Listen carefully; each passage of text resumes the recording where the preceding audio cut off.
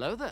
Obi-Wan Kenobi est un personnage central de Star Wars, mais il y a des aspects de son personnage qui n'ont aucun sens. Bien le bonsoir, mesdames et messieurs. Nous sommes l'animation de la soirée.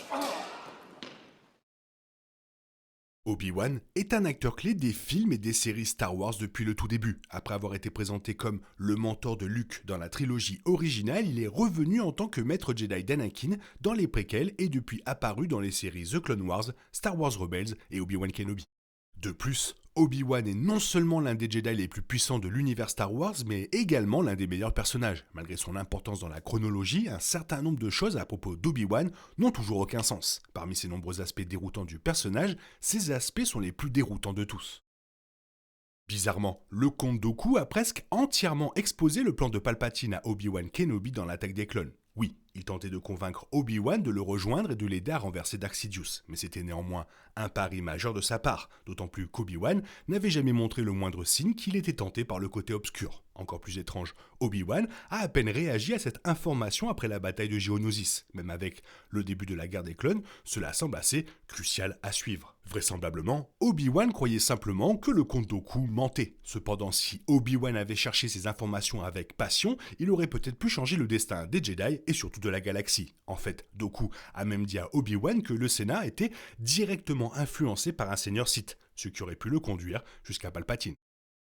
Star Wars a été extrêmement clair au fil des années. Obi-Wan était au courant de la relation entre Padmé et Anakin. Cela n'est pas surprenant puisque dans l'attaque des clones, Anakin disait presque son amour pour Padmé devant Obi-Wan. Et dans la revanche des Sith, Obi-Wan a demandé à Padmé si Anakin était le père de son enfant à naître. Notamment, bien qu'Obi-Wan ait demandé, cela a été formulé de telle manière qu'il était clair qu'il connaissait la réponse depuis le début. Néanmoins, Obi-Wan n'est jamais intervenu ni n'a alerté le Conseil Jedi de la romance naissante entre Anakin et Padmé. C'est particulièrement choquant car Obi-Wan suivait généralement les règles et savait sans aucun doute à quel point ce comportement était dangereux. Peut-être que la propre histoire romantique d'Obi-Wan avec Satine Kryze l'a rendu plus empathique à leur situation, mais cela a eu des effets dévastateurs et était quand même vraiment étrange. Malgré le fait que Satine était l'intérêt amoureux d'Obi-Wan et qu'elle a connu une fin absolument terrible dans The Clone Wars, Obi-Wan n'a curieusement plus jamais mentionné son prénom. En fait, cela a été une absence flagrante dans Star Wars de manière plus générale, car même la sœur de Satine, Bo-Katan Kryze, n'a pas encore fait référence à sa sœur ou à son héritage. Toutefois, dans le cas d'Obi-Wan, c'est particulièrement étrange. Satine comptait clairement suffisamment pour Obi-Wan pour qu'il soit prêt à quitter l'ordre Jedi pour elle. Il lui avait même dit dans The Clone Wars. Néanmoins, aucune mention de Satine n'a été faite suite à son apparition dans The Clone Wars, y compris dans la série Obi-Wan Kenobi. Vraisemblablement, cela aurait été l'occasion idéale pour Obi-Wan de reconnaître au moins l'impact de Satine sur lui. Mais son absence, y compris son nom et prénom, reste un problème dans Star Wars. La revanche des Sith est connue pour ses dialogues et l'une des nombreuses lignes qui continuent d'être référencées est la ligne déroutante d'Obi-Wan. Seul un Sith peut être si absolu. En fait, la célèbre réplique d'Obi-Wan n'a eu que moins de sens avec le temps car les Sith se sont révélés beaucoup plus à l'aise avec l'ambiguïté que les Jedi. Après tout, les Jedi sont très stricts sur ce qui relève du côté obscur de la Force, de ce qui relève de la lumière. Pour cette raison, cette ligne reste l'une des choses les plus déroutantes à propos d'Obi-Wan. Certains ont même avancé que cette affirmation elle-même est absolue. De nombreuses lignes intriguent et événements déroutants, même le retour choquant de Palpatine dans l'ascension de Skywalker, ont été expliqués dans une certaine mesure, ou du moins améliorés. Mais cette étrange affirmation reste pour le moment inexpliquée.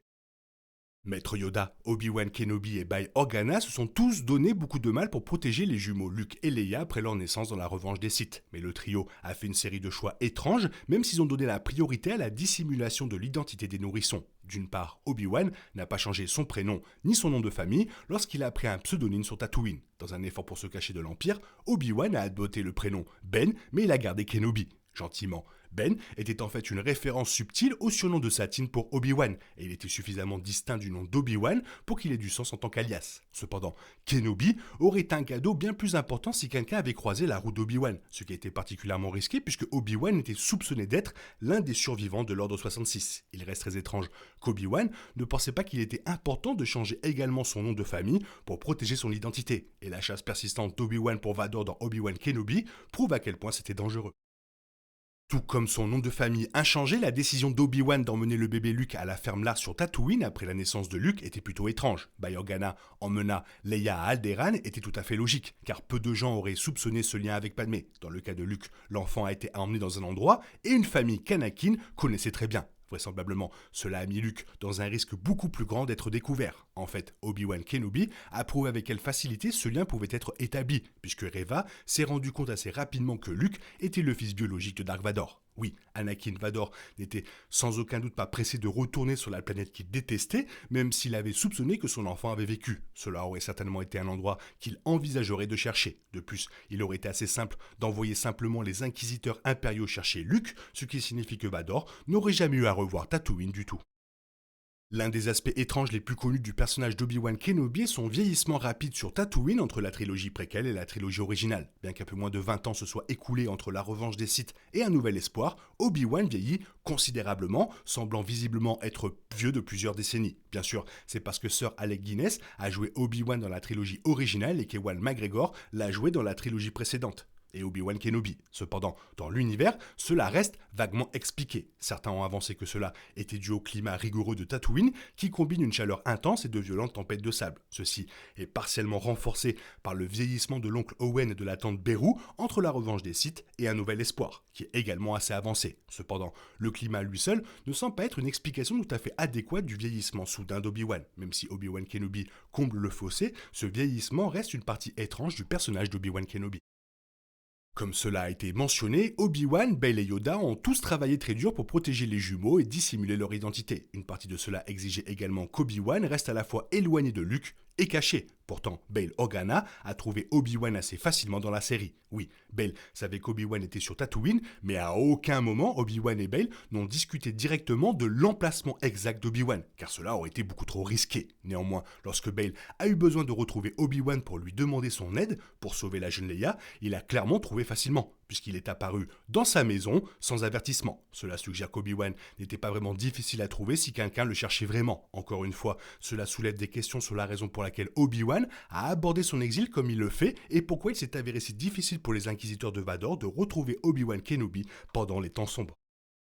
Dans la revanche des Sith, il était logique qu'Obi-Wan ne puisse pas se résoudre à tuer Anakin Dark Vador. Après tout, la dernière fois qu'Obi-Wan avait vu Anakin, les deux avaient partagé un chaleureux au revoir et Anakin ne montrait aucun signe de la mauvaise tournure qu'il était sur le point de prendre. De plus, Obi-Wan connaissait Anakin depuis qu'il était un jeune garçon et comme Obi-Wan lui-même l'a dit, il avait appris à vraiment aimer Anakin. Cependant, il est carrément déconcertant qu'Obi-Wan ait encore une fois laissé Anakin Vador en vie dans la série. Les deux hommes eurent encore un autre duel intense qui se termina une fois de plus avec Obi-Wan prenant le dessus. Cependant, Obi-Wan s'est éloigné une fois de plus de Dark Vador, le laissant en vie plutôt que de l'achever. Bien sûr, sur le plan narratif, cela devait se produire car Dark Vador survit clairement jusqu'à sa mort dans le Retour du Jedi. Néanmoins, Obi-Wan Kenobi n'a pas expliqué de manière adéquate pourquoi Obi-Wan avait fait ce choix à nouveau, notamment parce que la dévastation causée par Dark Vador n'avait fait qu'empirer avec le temps.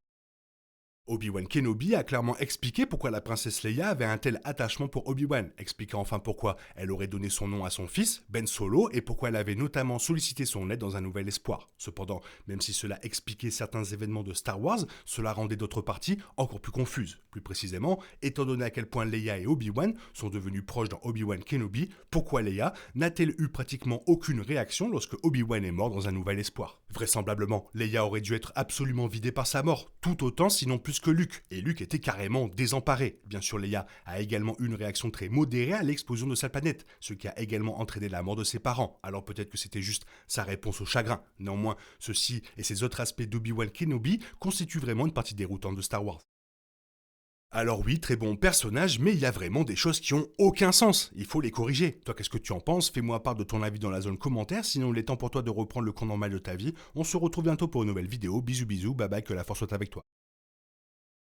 Il est impossible de compter sur les autres de nos jours. On est obligé de tout faire soi-même. Je me trompe? Rien de grave, j'avais tout prévu. Où va le monde, je vous le demande.